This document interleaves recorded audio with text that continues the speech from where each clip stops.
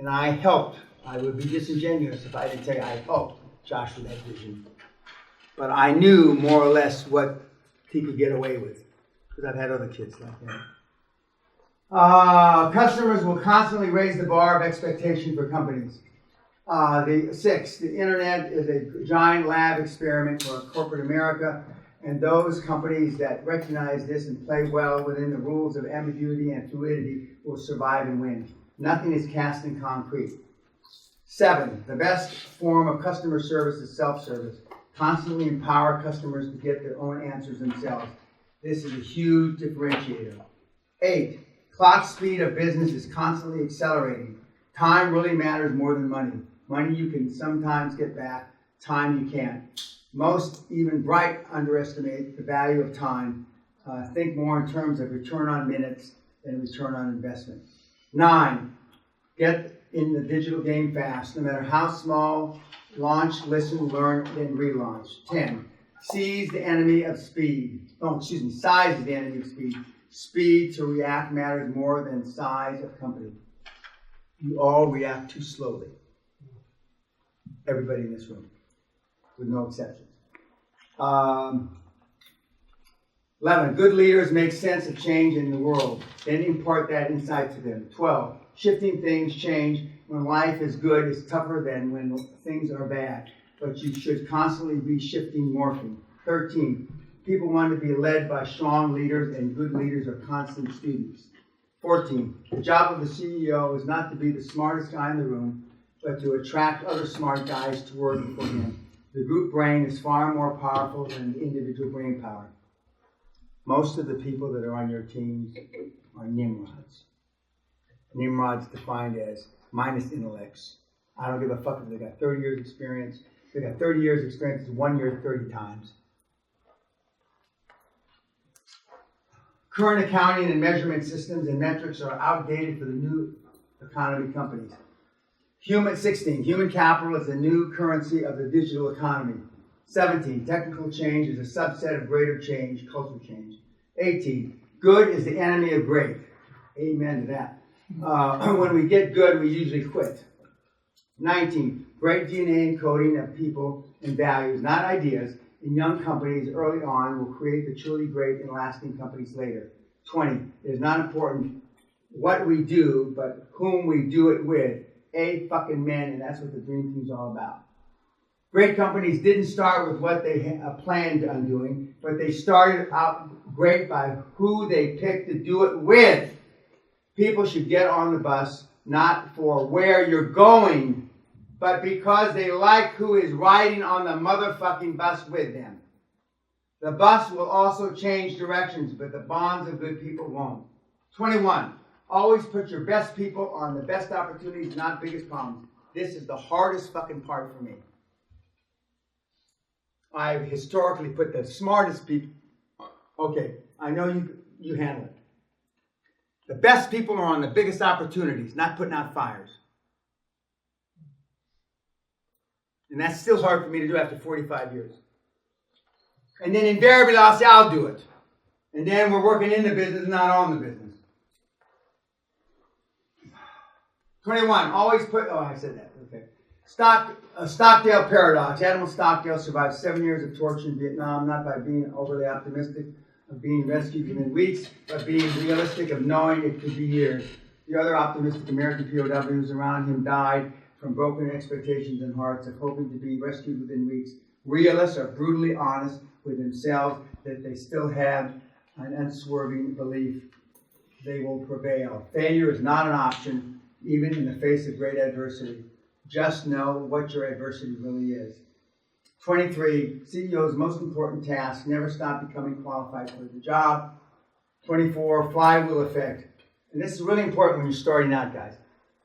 When you start pushing a 10-ton metal flywheel, it takes lots of effort to make a single revolution, but less for the next 3. Momentum will start to carry the wheel forward itself. Same is true in business.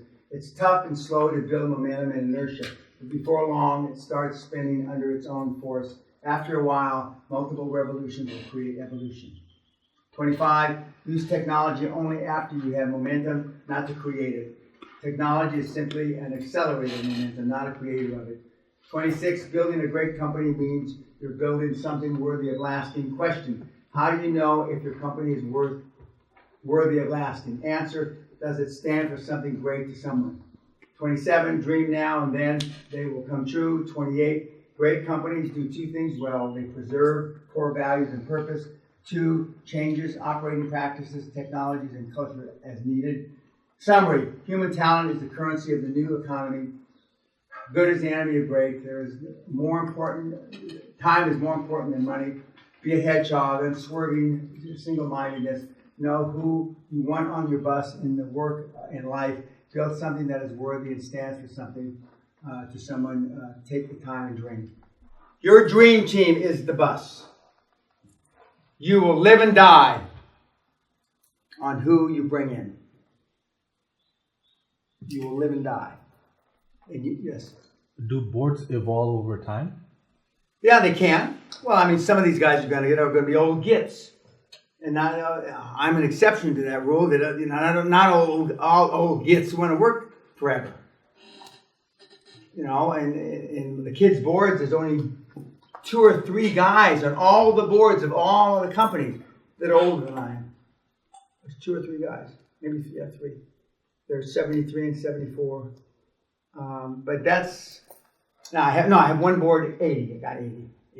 I'll tell you that. He's an ophthalmologist. He's the former head of the World Society of Ophthalmology or some shit, world class, and he's still active. But that's unusual. Normally, by the time you get that old, we had trouble. He's written like 3,000 papers, 70 books. I mean, some outrageous. His resume can stretch from here to the fucking castle. I mean, why are you gonna, why are we cutting that out? That's, I got the honorary this or some shit. How does it apply to me, and how do I take direct action? From now on, the seminar is directed, how does this apply to me? Why? And how do I use this to take direct action? Everything that comes from this slide forward. How does it apply to me, and how do I take direct action?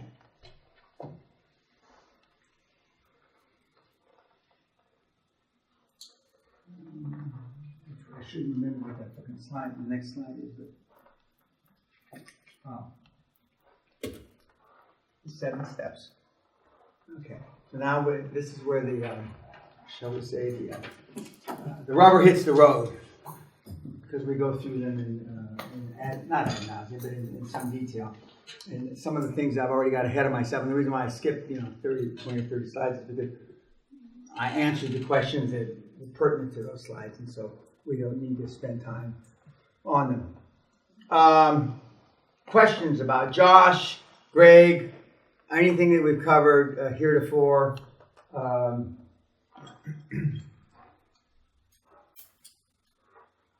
Let's see.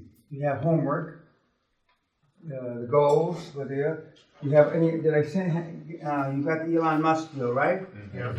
Yeah. So that's it. Yeah. So I'm proud of Josh. I am. But I'm proud of all the kids that you're seeing this week, listening to on the webinar. But all these kids take this shit serious. They're not here for experience. They take it serious. And there's more than just the 6 that you're going to see. But I mean, I wanted different backgrounds, different intellectual capacities, different deals, so you could get a potpourri of what's out there. And and now you've seen 2 ends of the continuum. You've seen a very young man, and he's not. Greg is hardly senior, but I mean senior to him. You heard their approach. One does it on the phone. One does it in an office.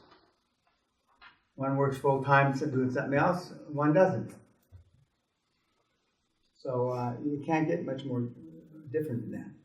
different spread. And the truism in this is that it doesn't really matter as long as you're dedicated and focused. I mean, you can have, you can make this work, or you will make this work. Who am I seeing at 5, 6, 7? Okay. Any questions before we break? Tonight we have in the pavilion dinner, and then tomorrow morning the same old. Anything else? Okay, kids. Thanks, you two.